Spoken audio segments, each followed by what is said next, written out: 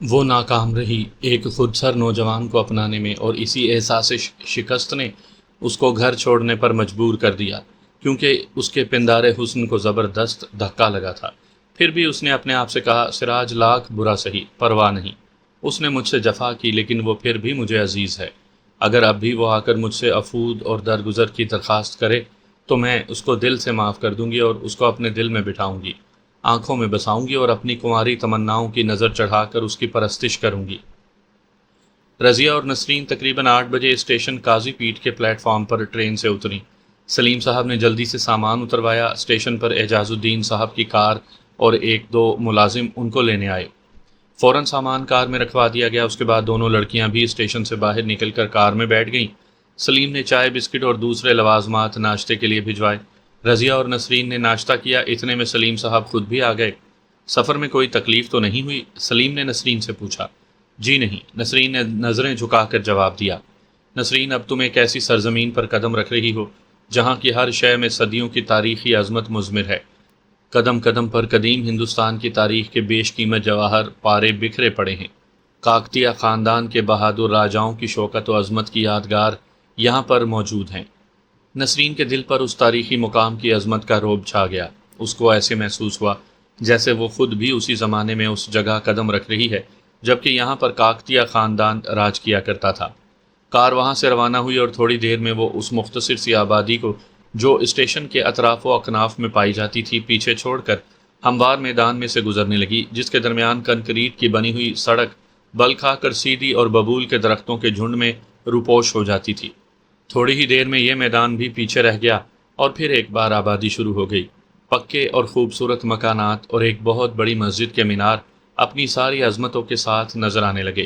پھر یہ لوگ داہنے ہاتھ کی طرف آبادی کے آغاز ہی میں ایک عالی شان عمارت میں داخل ہوئے جسے عام طور پر لوگ ایوان شاہی کے نام سے یاد کیا کرتے تھے، جہاں کے جب کبھی فرما روائے حیدرآباد کے خاندان کے افراد شکار کی غرض سے آتے تو ٹھہرا کرتے تھے، اور جہاں فی الحال کلیکٹر ضلع کی حکومت تھی۔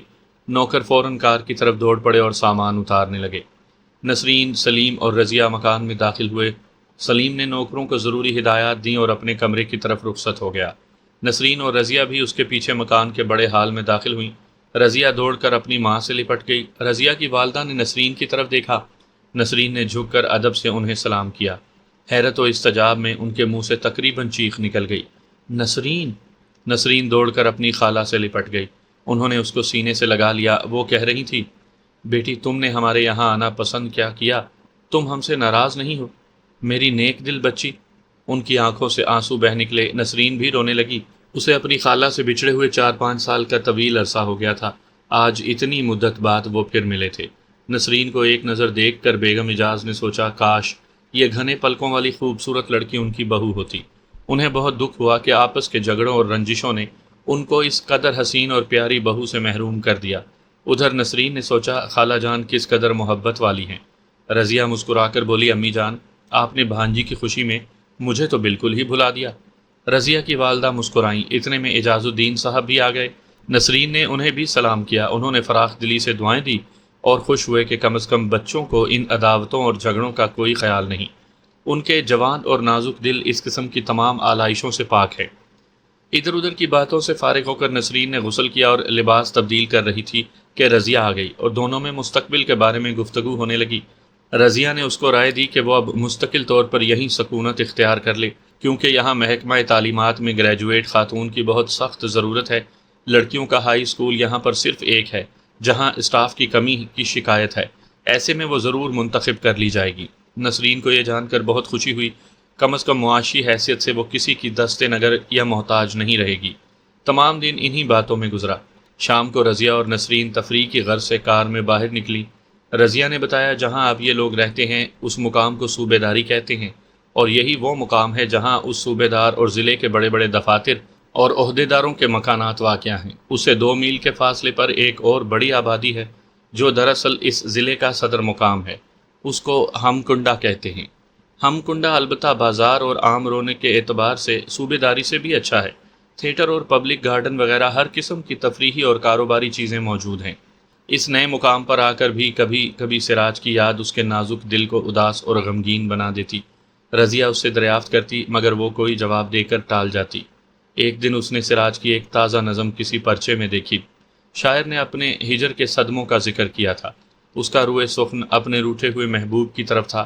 پڑھنے والوں پر بے اختیار ایک رنج و غم کی کیفیت طاری ہو جاتی۔ نسرین نے سوچا سراج زندہ ہے، اس کی ساری خوبیاں کافور ہو گئیں، اس کا آشیانہ اجڑ گیا۔ کیا واقعی سراج اس کے لیے دکھی ہو سکتا ہے، یا درد فراقت اور غم ہجر محض شاعری کی زینت ہے جن کا حقیقت حال سے واقعی تعلق نہیں ہے؟ اس نے پرچہ ہاتھ سے رکھ دیا۔ اس کی آنکھوں سے آنسو بہنے لگے۔ ایک مغرور اور ناسمجھ لڑکی جس نے اس بد نصیب نوجوان کی محبت اور اس کے اظہار کو کھیل سمجھ کر ٹھکرا دیا، اس کے بے لوث جذبات کی کوئی قدر نہ کی، اور اس غریب نے اس کی محبت کی تلون کا خیال کر کے اس سے بچنے کی کوشش کی تو وہ گناہ گار ہو گیا۔ کیا سراج نے صاف طور پر اس بات کا اقرار نہیں کیا تھا کہ اس کو اس سے محبت ہے اور وہ اپنے وطن میں بھی اس کے لیے بے چین رہے گا؟ بلکہ اس نے تو حد ہی کر دی، اس سے صرف ہمدردی اور ہمدردی کا طالب ہوا۔ وہ جانتا تھا کہ ایک امیر باپ کی مغرور بیٹی اور ایک مفلس نوجوان کا کوئی ساتھ نہیں۔ نسرین نے سراج کی اس التجا کو حقارت سے رد کر دیا۔ جب اس غریب نے کسی طرح اس کی یاد کو دل سے بھلانے اور اس سے دور رہنے کی کوشش شروع کر دی تو ایسے وقت نسرین نے اس سے اظہار محبت کر کے اس کو کہیں کا نہ رکھا۔ بیچاری نسرین کو شاید اس بات کا علم نہیں تھا کہ سراج اس کی پرستش کرتا ہے۔ وہ خواہ کتنی ہی مغرور اور بے وفا سہی، لیکن اس کے دل کی ملکہ تھی۔ اس کے باوجود وہ اس کے قریب جانے سے ڈرتا تھا کہ کہیں اس کا بے پناہ حسن، اس کی یہ بانکی چتون، اس کی سرمگی آنکھیں، شبنم سے دھلا ہوا پھول سا چہرہ اس کی ہستی حقیر کو پھونک کر نہ رکھ دے۔ اس نے یہ کب کہا کہ اس کو نسرین سے محبت نہیں ہے؟ اس نے صرف اتنا کہا کہ وہ نسرین کے قابل نہیں۔ پھر کیا وجہ تھی کہ سراج اس سے اتنا قریب ہو کر بھی اس قدر دور تھا؟ جب بد نصیب نوجوان اپنی محبت میں ناکام ہوا تو وہ ڈوبتی ہوئی زندگی کی ناؤ بچانے کی خاطر اس نے تاجور کا سہارا ڈھونڈا۔ نسرین کو یہ بھی گوارا نہ ہوا اور وہ گھر چھوڑ کر نکل گئی۔ کیا وہ یہ چاہتی تھی کہ سراج یوں ہی ذلت اور رسوائی سے مر جائے؟ پھر کیوں اس نے گھر چھوڑا؟ کیا اس کو سراج سے حسد تھا؟ وہ اس کی خوشیاں برداشت نہ کر سکی تھی؟ نہیں، سراج سے نسرین کو محبت تھی، بے پناہ محبت، لیکن اس محبت سے وہ خود ناآشنا تھی۔ وہ خود پسند تھی، اس کا خیال تھا اس کا زہد شکن حسن سراج کے دل کو تسخیر کر لے گا اور سراج اس کا بندہ بے دام بن کر رہ جائے گا۔ لیکن اس نے سراج کو سمجھنے میں بڑی بھاری بھول کی، اور وہ ایک خوددار تھا۔ اگرچہ نسرین کی والد کی نظر میں اس کی کوئی قیمت نہ تھی، اگر نسرین کو اپنی خوبصورتی اور حسن پر ناز تھا تو سراج کو اپنی بے غرضی اور خودداری پر۔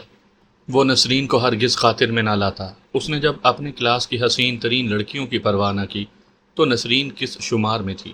سراج نے اگر نسرین کے کسی حربے سے شکست کھائی تو وہ اس کی سادگی اور معصومیت تھی۔ نسرین مغرور تھی، لیکن ایسی بھی نہیں کہ اس کو کسی سے ہمدردی نہ ہو۔ وہ فطرتاً نیک تھی اور مجبور کی حالت پر بہت جلد رحم کھاتی۔ ابتداً سراج نے اس کو معمولی نوجوان سمجھ کر نظر انداز کر دیا، مگر نسرین کے متعلق سراج کا یہ اندازہ غلط ثابت ہوا۔ نسرین میں وہ سب خوبیاں موجود تھیں جن کا سراج متلاشی تھا۔ وہ مغرور تھی مگر ایک بچے کی طرح معصوم۔ اس کا یہ غرور و تکبر بے ضرر تھا۔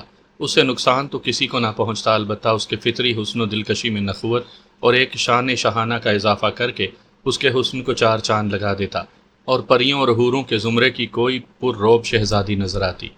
اس کی معصومیت اور حسن اخلاق نے سراج کو حد درجہ متاثر کیا۔ اس نے نسرین کی ہر کمزوری کو بڑی ہی کشادہ دلی سے معاف کر دیا، کیونکہ وہ بہت ہی بھولی تھی۔ وہ غلطی کرتی مگر بے جانے بوجھے، اور اس کی یہی ادا سراج کو پسند تھی۔ رضیہ کی کوششوں سے جلد ہی نسرین کو درنگل گریس ہائی اسکول میں ملازمت مل گئی۔ دونوں بہنوں نے اپنی مشترکہ و متحدہ کوششوں سے اسکول و نظم و نسق کو درست کیا اور مثالی بنا دیا۔ قبل ازیں اس ہائی اسکول کی حالت غیر اطمینان بخش تھی۔ عمارت بوسیدہ اور ناکافی، نہ یہاں سائنس کا اچھا تجربہ خانہ تھا، نہ آلات ہی برابر تھے۔ اسکول میں لڑکیوں کے تفریحی کھیل اور ریاضت جسمانی کے لیے میدان تک نہیں تھا۔ ملک میں نسوانی تعلیم کی حالت کس قدر ابتر اور غیر اطمینان بخش ہے، اس کا اندازہ نسرین کو اس ہائی اسکول سے ہوا۔ تعلیمی حالت تو اور زیادہ خراب تھی۔ اسکول میں پڑھانے کے لیے معلمات کی بھی کمی تھی، اور جو کچھ موجود تھیں وہ سب کی سب نکمی اور لاپرواہ۔ مدرسے کی اس حالت سے اس بات کا اندازہ ہوتا تھا کہ یا تو مدرسے کا سارا اسٹاف اونگ رہا تھا یا بہت ہی میٹھی نیند سو رہا تھا۔ چونکہ امتحانات قریب آ رہے تھے اور معلمات کی کمی تھی اور اب تک نصاب ہی کی تکمیل نہیں ہوئی تھی، اس لیے رضیہ نے اپنے دورے کا پروگرام ملتوی کر دیا اور نظامت تعلیمات سے اس امر کی اجازت حاصل کی کہ وہ خود اس کمی کو پورا کرنا چاہتی ہے۔ جو معلمات کے قحط کی وجہ سے اسکول میں پیدا ہو گئی ہے۔ رضیہ کی خدمات اس مقصد کے لیے قبول کر لی گئیں۔ پھر ایک بار اس ہائی اسکول کی مردہ فضا میں جان آ گئی۔ تعلیمی سرگرمیاں بڑھ گئیں۔ سائنس کے لیے ایک معلمہ کی ضرورت تھی۔ رضیہ اور نسرین سائنس کی طالبات نہیں تھیں، لہٰذا مقامی ہائی اسکول کے ایک ٹیچر کی خدمات اس مقصد کے لیے حاصل کر لی گئیں۔ نسرین اب بڑی حد تک اپنی موجودہ حالت سے مطمئن تھی۔ اس نے سوچا یہی ایک طریقہ ہے جس سے وہ اپنے دکھے دل کو تسکین کا سامان فراہم کر سکتی ہے۔ اپنی قوم اور ملک کی خدمت میں ہی وہ بقیہ زندگی گزار دے گی اور سراج کو بھولنے کی کوشش کرے گی۔ اب وہ ایک علیحدہ مکان لے کر رہنے لگی تھی۔ اپنا گھر چھوڑ کر اپنے رشتہ داروں کے یہاں سکونت اختیار کر کے وہ خود کو اپنا مرہون منت بنانا چاہتی تھی۔ اس نے ابھی اپنے مستقبل کے بارے میں کوئی فیصلہ نہیں کیا تھا، بلکہ وقتی سکون اور اطمینان پر بھروسہ کر کے خود کو بحر مستقبل کی پرجوش موجوں کے حوالے کر دیا۔ خود اسے پتہ نہیں تھا کہ وہ کیا چاہتی ہے اور اس کی زندگی کا اصل مدعا کیا ہے۔ سامعین کرام، آپ سن رہے ہیں ایک پراسرار رومانی کہانی جس کا نام ہے داستان۔ یہ اس سلسلے کی قسط نمبر 18 ہے۔ مجھے امید ہے آپ کو میری یہ کاوش پسند آ رہی ہوگی۔ آپ نے اگر ابھی تک میرا چینل کہانی گھر سبسکرائب نہیں کیا تو ابھی میرے چینل کو سبسکرائب کر کے بیل نوٹیفیکیشن آن کر لیجئے تاکہ آنے والی ہر نئی کہانی کی اطلاع بر وقت آپ تک پہنچ سکے۔ نسرین کے گھر چھوڑنے کا سراج کے دل پر بہت گہرا اثر ہوا تھا۔ اس اثر کو زائل کرنے کے لیے اور اپنی بے چین روح کو سکون دینے کے لیے اس نے مختلف مقامات کا دورہ کرنا شروع کر دیا۔ ہر جگہ کے باشندوں سے ملتا، ان کے دکھ درد میں شریک ہوتا اور جو لوگ بے روزگار اور بیکار تھے ان کو اپنے کارخانے میں جگہ دے دیتا۔ اس نے اپنی زندگی کا واحد مقصد مخلوق خدا کی خدمت قرار دے دیا۔ تاجور بھی ان کوششوں میں سراج کے شانہ بشانہ شریک رہی اور بڑی حد تک اس نے سراج کے دل سے نسرین کا غم بھلانے کی کوشش کی۔ سراج کو اب کسی چیز کی کمی نہیں تھی۔ حسین اور مہربان بیوی، اس کی لازوال محبت اور سکھ چین کی زندگی، اس کے سوا بھلا کسی کو اور کیا چاہیے؟ لیکن ان باتوں کے باوجود اس کو اپنے دل میں ایک نامعلوم سی خلش محسوس ہوتی۔ کبھی کبھی وہ کسی گہری سوچ میں کھو جاتا اور گھنٹوں اسی طرح کھویا رہتا۔ کبھی کسی خیال کے زیر اثر اس کی آنکھیں بہنے لگتیں، یا کبھی دل کے کسی دور افتادہ گوشے میں ایک سرد آہ نکل جاتی۔ تاجور خوب جانتی تھی کہ اس کی کیا وجہ ہے، اس لیے حتی الامکان سراج کی دل جوئی کرتی رہتی۔ اسی زمانے میں درنگل میں صوبہ ٹورنامنٹ کا آغاز ہوا۔ حیدرآباد سے دکن بلیوز نے اس ٹورنامنٹ میں حصہ لیا۔ حسن اتفاق سے سراج ان دنوں شہر حیدرآباد ہی میں موجود تھا۔ شریف اور رحمان نے سراج کو اس ٹیم میں شرکت کی دعوت دی۔ ویسے خود سراج کا ارادہ بھی اسی صوبے کے دورے پر جانے کا تھا۔ اس نے انکار نہ کیا۔ تاجور نے بھی ساتھ چلنے کی خواہش ظاہر کی، لیکن سراج نے اس مرتبہ اس کو منع کیا کہ خواہ اس کے ساتھیوں کو تاجور کی موجودگی سے تکلیف ہوگی۔ لیکن تاجور بھلا کب ماننے والی تھی؟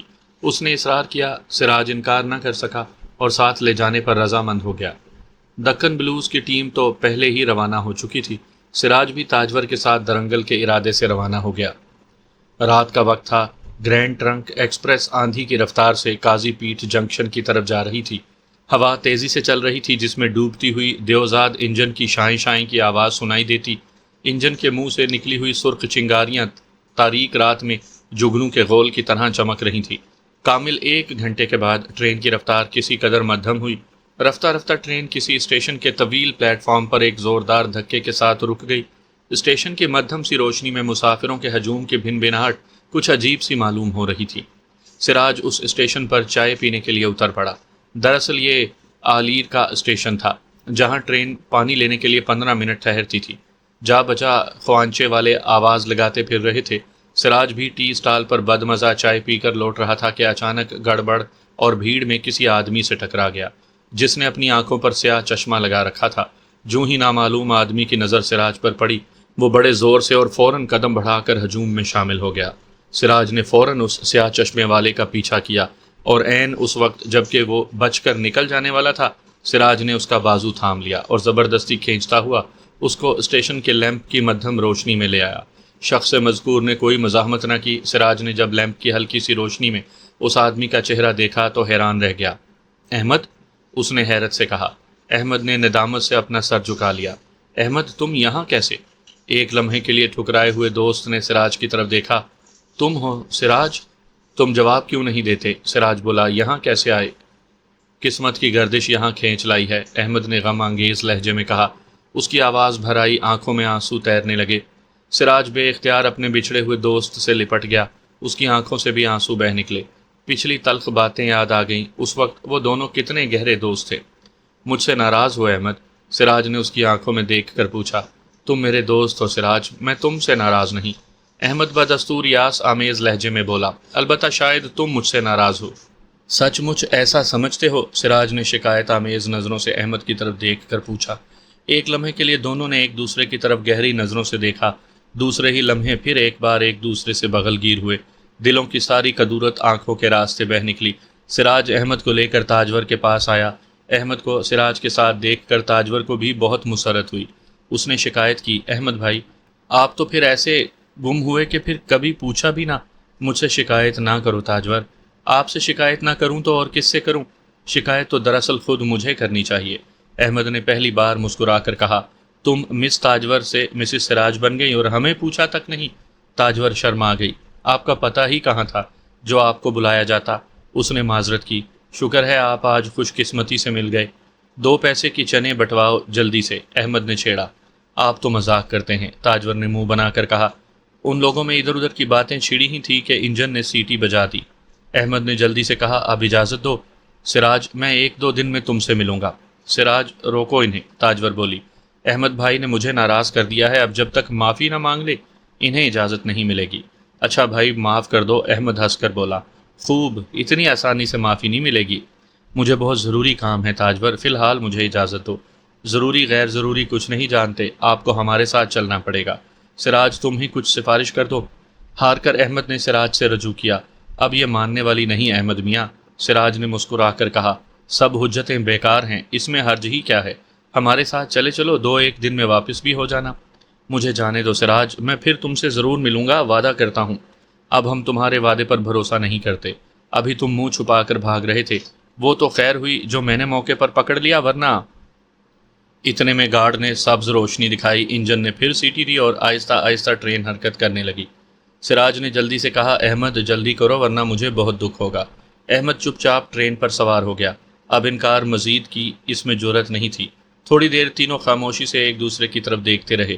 سراج تم نے مجھے معاف کر دیا؟ احمد نے پوچھا۔ سراج نے اداس نگاہوں سے احمد کی طرف دیکھا۔ احمد میری طرف دیکھو، کیا میں اب بھی تم سے ناراض ہوں؟ میں تم سے ناراض ہی کب تھا جو تمہیں معاف کرتا؟ سچ مچ سراج تم آدمی نہیں جانور ہو، سراج نے بات کاٹ ڈالی۔ تاجور مسکرائے بغیر نہ رہ سکی۔ اب تاجور کی باری تھی۔ اس نے کہا، احمد بھائی آپ جانتے ہیں آپ کے جانے کے بعد کیا ہوا؟ سب کچھ معلوم ہے شریر، سراج نے تمہیں زبردستی اپنا لیا۔ تاجور ناراض ہو گئی۔ آپ تو بات بات میں مذاق کرتے ہیں۔ تعجب ہے، احمد نے حیرت سے کہا۔ پہلے تو تم ہر بات کا ترکی بترکی جواب دیا کرتی تھیں، مگر اب حال یہ ہے کہ ایک ایک چوٹ پر تل ملا رہی ہو۔ تمہیں معلوم نہیں، سراج نے بھی تاجور کو چھیڑا۔ اب تک وہ صرف مس تاجور تھیں، لیکن اب مسز سراج ہیں۔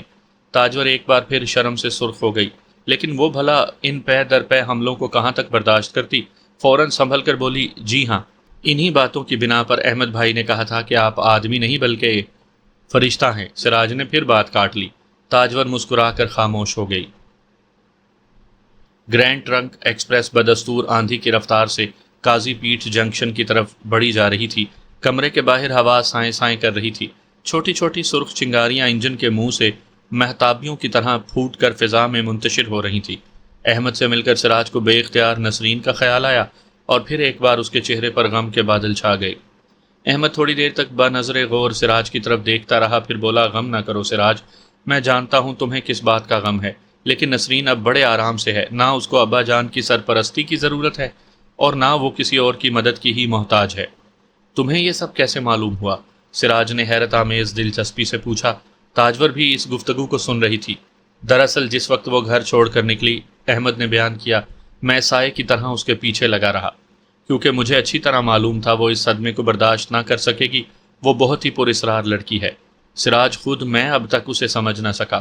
اس عجیب و غریب طبیعت کی وجہ سے وہ زندگی میں ہر کسی کی دوست بن کر رہنا چاہتی تھی۔ تمہاری بھی دوستی کی اس کو طلب تھی۔ اگر میں یہ کہوں تو بے جانا ہوگا کہ در حقیقت اس کو کسی سے محبت نہیں تھی۔ اتنا کہہ کر احمد نے محسوس کیا کہ اس کی بات کسی کی سمجھ میں نہیں آئی۔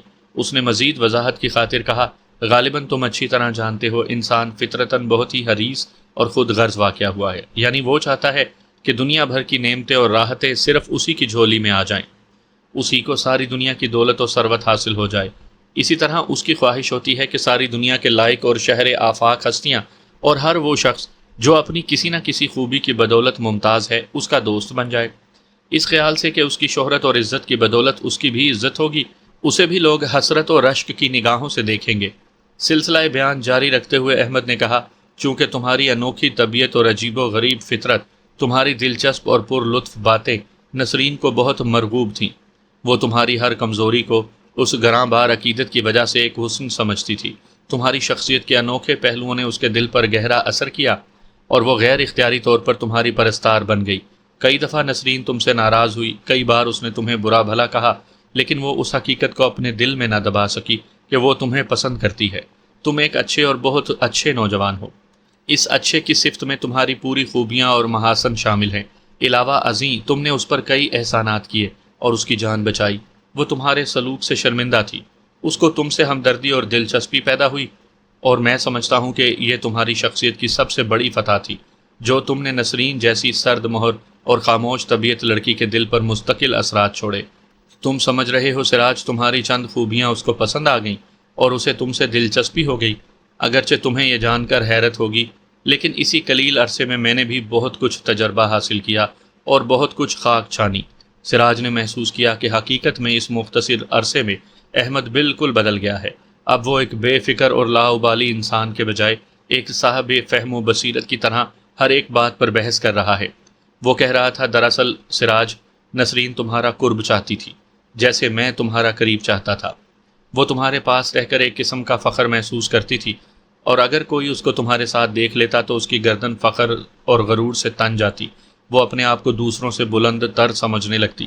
وہ تمہارے قریب تمہاری دوست بن کر رہنے میں اپنی بہت بڑی فتح سمجھتی تھی۔ بدقسمتی سے تم دونوں کی طبیعتوں کے اختلاف کی بدولت سخت تصادم ہوا۔ دو مساوی قوتیں جب آپس میں ٹکراتی ہیں تو ان کی قوتوں کی تعدیل ہو جاتی ہے۔ اسی طرح تم میں اور نسرین میں صلح ہو گئی۔ یہ صلح کی عقیدت کی بدولت انس میں تبدیل ہو گئی۔ ممکن ہے اس نے اس جذبے کو غلطی سے محبت سمجھ کر تم پر اس کا اظہار بھی کیا ہو۔ سراج کو نسرین کے اظہار محبت کا واقعہ یاد آ گیا۔ شاید اس بارے میں احمد کا خیال صحیح تھا۔ اسی انس کو نسرین نے محبت سمجھ کر اعتراف کیا۔ احمد کہہ رہا تھا، وہ چاہتی تھی کہ تم اس کے دوست بن کر رہو، صرف دوست۔ یقین مانو اگر میں اس سے اس وقت کہہ دیتا کہ تمہاری شادی سراج کے ساتھ کر دی جائے گی تو اس کو کوئی خوشی نہ ہوتی۔ وہ نہیں چاہتی تھی کہ اس کی شادی تمہارے ساتھ ہو جائے، وہ تمہیں صرف ایک مخلص دوست کے روپ میں دیکھنا پسند کرتی تھی۔ اگر یہ کہا جائے کہ وہ اس معاملے میں انتہا درج کی خود غرض واقع ہوئی تھی تو بے جانا ہوگا۔ اسی طرح وہ چاہتی تھی کہ یوسف بھی اسی کی ذات سے وابستہ رہے۔ اس کو اس بات کا علم تھا کہ یوسف سے اس کی شادی ہونے والی ہے، مگر یقین مانو اس کو یوسف سے بھی محبت نہ تھی۔ جب اس کی سہیلیاں اس کے منگیتر کے حسن و انداز کی تعریف کرتی تو اس کا سینہ فخر سے پھول جاتا، اور وہ یہ سوچ کر خوش ہوتی کہ جس شخص کو دوسرے حسرت و رشک کی نظر سے دیکھتے ہیں وہ اس کے لیے مخصوص ہے۔ چنانچہ اگر اسے یہ کہہ دیا جاتا کہ یوسف مر گیا تو اس کو رنج نہ ہوتا، البتہ صرف افسوس ہوتا کہ اس کی خود نمائی اور برتری کا ایک ستون منہدم ہو گیا۔ یہ تھی اس عجیب لڑکی کے دل کی صحیح کیفیت۔ یہاں پہنچ کر بد نصیب بھائی کی آواز جذبات کی شدت سے کانپ اٹھی اور آنکھوں میں آنسو کی نمی پیدا ہو گئی۔ اس نے ایک ٹھنڈی آہ بھر کر کہا، اور سراج، اگر اس کی ہمیشہ یہی حالت رہتی تو بہتر تھا، لیکن بدقسمتی سے ایسا نہ ہوا۔ جس وقت تمہاری شادی تاجور سے ہوئی اس وقت پہلی مرتبہ اس کو دکھ ہوا، پہلی بار اس کی آنکھوں سے آنسو بہہ نکلے، اور پہلی ہی دفعہ اس کا دل خون کے آنسو رویا۔ اس کو ایسا محسوس ہوا جیسے نہ صرف اس کا ایک دوست اس سے ہمیشہ کے لیے بچھڑ گیا بلکہ اس کی کوئی بہت ہی قیمتی چیز گم ہو گئی۔ تمہیں معلوم ہے سراج، تمہارے احسانوں اور ہمدردیوں نے اس بد نصیب کا دل جیت لیا تھا۔ وہ پتھر کی طرح سخت اور بے رحم دل جس کو کئی نوجوان جیتنے میں ناکام رہے۔ اچانک تمہاری شادی کی خبر سن کر اس کو اس بات کا علم ہوا کہ اس کو تم سے صرف انس نہیں تھا بلکہ وہ دل و جان سے تمہیں پیار کرتی تھی۔ جب پہلی بار اس کو اس تلخ حقیقت کا احساس ہوا تو وہ اس صدمے کو برداشت نہ کر سکی۔ اس کی بد نصیبی میں کلام نہیں سراج۔ اگر اس کو یہ معلوم ہوتا کہ وہ دل و جان سے تمہیں چاہتی ہے تو ہرگز نہ چھپاتی، مگر وہ اسی دھوکے میں رہی کہ اس کو تم سے انس ہے اور تم اس کے دوست ہو۔ اس نے خود تمہیں کھو کر تمہیں پایا تھا، لیکن یہ قیمت بہت مہنگی تھی جو اس کو ادا کرنی پڑی۔ جب اس نے تمام راستے مسدود پائے تو اس کا دماغ معطل ہو گیا اور اسی انتشار کی حالت میں اس نے گھر چھوڑ دیا۔ ایک گہرا سانس لے کر احمد خاموش ہو گیا۔ تاجور کی آنکھوں سے آنسو بہہ نکلے۔ کیا یہ حقیقت ہے؟ اگر اس کو یہ معلوم ہوتا تو وہ ہرگز اس کی محبت کے راستے میں حائل نہ ہوتی۔ اس نے تو برباد ہوتے ہوئے سراج کی ڈوبتی ہوئی ناؤ کو بچانا چاہا۔ اس نے تو یہی خیال کیا کہ نسرین کی وجہ سے جو صدمے اس بد نصیب نوجوان نے اٹھائے ہیں ان کی تکلیف کو وہ برداشت نہ کر سکے گا۔ سراج کو تباہی سے بچانے اور اس کی زندگی کو پھر سے سنوارنے کے لیے اس نے اس سے شادی کی۔ کیا اس نے نسرین پر ظلم کیا؟ اس نے تو اسے ایثار سمجھا تھا۔ واقعی اس نے ایثار ہی تو کیا تھا۔ اس نوجوان کو بربادی سے بچانے کی خاطر سراج ساکت و صامت بیٹھا رہا۔ اس کو ایک قسم کی ندامت محسوس ہو رہی تھی۔ اس نے نسرین پر بے خبری میں کتنا بڑا ظلم کیا۔ غریب لڑکی اس کی وجہ سے نہ جانے کن نئی مصیبتوں میں مبتلا ہے۔ جو کچھ تم نے کہا سچ ہے، بالکل سچ ہے سراج، احمد نے مغموم ہو کر کہا۔ کاش یہ سچ نہ ہوتا۔ میں نے بہت دنوں تک ان واقعات پر غور کیا اور آخرکار اسی نتیجے پر پہنچا کہ انہی وجوہات کی بنا پر نسرین گھر چھوڑنے پر مجبور ہوئی۔ اب وہ کہاں ہے؟ سراج نے بےتاب ہو کر پوچھا۔ احمد نے مایوسی سے سر ہلایا۔ اب تمہارا اس سے ملنا ٹھیک نہیں ہے سراج۔ کیوں؟ کیا تم اتنا سب کچھ جانتے ہوئے بھی انجان بن سکتے ہو؟ احمد نے عجیب نظروں سے سراج کی طرف دیکھا۔ کیا تم نے اس حقیقت کو فراموش کر دیا کہ تم اب ایک آزاد اور مختار نوجوان نہیں ہو، بلکہ تمہاری قسمت کے ساتھ کسی اور ہستی کی قسمت بھی بندھ چکی ہے؟ احمد بھائی، تاجور نے دبے ہوئے جوش سے ملامت کی، یہ آپ کیا کہہ رہے ہیں؟ سراج صرف میرا ہی نہیں ہے، اس کے دل میں کسی اور کی محبت بھی بسی ہوئی ہے۔ وہ میرا شوہر ہی نہیں، کسی بد نصیب لڑکی کا محبوب بھی ہے۔ سراج میرے دل کی دھڑکن ہی نہیں، کسی کی منتظر نگاہوں کا مرکز بھی ہے۔ آپ نے تاجور کو سمجھنے میں غلطی کی ہے۔ تاجور اتنی خود غرض نہیں ہے کہ اپنے ارمانوں اور تمناؤں کی تکمیل کے لیے کسی کی حسرتوں کا خون کرے۔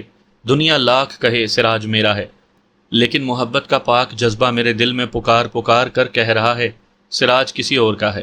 تاجور اس بات سے اچھی طرح واقف ہے۔ تمہیں کیا پتا، آج بھی میں چاہتی ہوں کہ میری بد نصیب بہن کہیں مل جائے تو اس کا ہاتھ بخوشی سراج کے ہاتھ میں دے دوں۔ تاجور، سراج نے بے صبری سے اس کو منع کیا۔ خدا کے لیے ایسا نہ کہو۔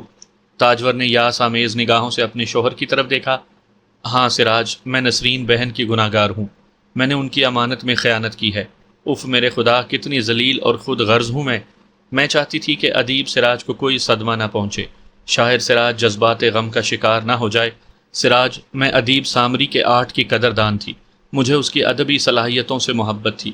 میں اگر ایسا نہ کرتی تو شاید ادیب سامری کے ساتھ ساتھ اس کا آرٹ اور اس کی تخلیقات کا خاتمہ ہو جاتا اور ادب میں ہمیشہ کے لیے اس کا مقام خالی رہ جاتا۔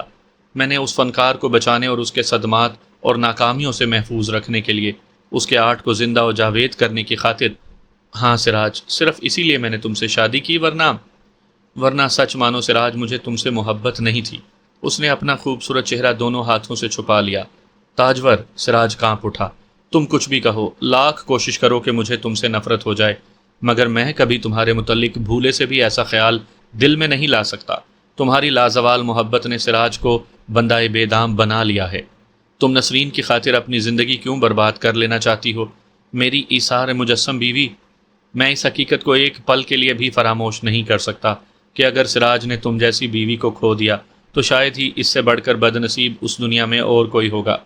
سراج نے تمہیں خدا کی رحمت سمجھ کر اپنایا ہے، اس نے تمہیں ایک لال بے بہا سمجھ کر اپنے گلے لگایا ہے، اور اب وہ کسی حال تم سے جدا نہیں ہو سکتا، نہیں ہو سکتا۔ تاجور بری طرح رو رہی تھی۔ تاجور، نہ رو پگلی، سراج نے اس کو سینے سے لگا لیا، تم میری ہو، دنیا کی کوئی طاقت مجھے اب تم سے جدا نہیں کر سکتی۔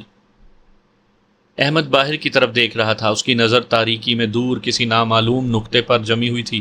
انجن سے چنگاریاں نکل کر فضا میں منتشر ہو رہی تھی۔ وہ سوچنے لگا آخر ان سب باتوں کا انجام کیا ہوگا۔ جتنا بھی وہ اس سوال پر غور کرتا اتنا ہی وہ پریشان کن خیالات کے بندھنوں میں الجھتا جاتا۔ 10-15 منٹ تک ٹرین کے کمرے میں سکوت رہا۔ ہر شخص اپنی جگہ پر سوچ دکھائی دیتا تھا، کوئی ایسی سوچ جس کا کوئی انجام نہیں تھا۔ بے ترتیب خیالات سے اکتا کر احمد نے اندر کی طرف نظر ڈالی۔ تاجور سراج کے شانے پر سر رکھے سو رہی تھی، معصوم اور بھولی بھالی لڑکی۔ احمد نے سوچا، کیا اس نے حقیقتاً کوئی قصور کیا؟ اگر نہیں تو کیوں اس کو دکھ دیا جائے؟ اس کی گھنی سیاہ پلکوں کا سایہ نازک رخساروں پر لہرا رہا تھا۔ اگر سراج اس پیاری لڑکی سے محبت کرتا ہے تو بے جا نہیں، وہ ہے بھی اسی قابل۔ آج پہلی بار احمد نے تاجور کو اس قدر گہری دلچسپی سے دیکھا۔ اس کی معصوم صورت، ریشمی بال، مسکراتے ہوئے نازک یا قوتی ہونٹ، گوری سفید پیشانی، جو بھی اس کو ایک نظر دیکھ لیتا بے اختیار دل میں شوق اور تمناؤں کا طوفان محسوس کرتا، اس کی پلکوں میں آنسو جھلملا رہی تھے۔ دوسری جانب سراج آنکھیں بند کیے کچھ سوچ رہا تھا۔ سراج، احمد نے آہستہ سے پکارا۔ سراج نے آنکھیں کھول کر اس کی طرف دیکھا۔ ہم کہاں جا رہے ہیں؟ خود بخود اس کا علم ہو جائے گا، اس نے جواب دیا۔ تھوڑی دیر کامل سکوت رہا، پھر یکا یک احمد کے دماغ میں ایک نیا خیال پیدا ہوا۔ ایک بات پوچھوں سراج؟ سراج نے اس بات میں سر کو جنبش دی۔ یہ دن تم نے کس طرح گزارے؟ ایک حسین اور با محبت بیوی کی صحبت میں؟ سراج نے مسکرا کر جواب دیا۔ ایسی صورت میں تم خود سمجھ سکتے ہو کس قدر تیزی سے گزر گئے یہ دن۔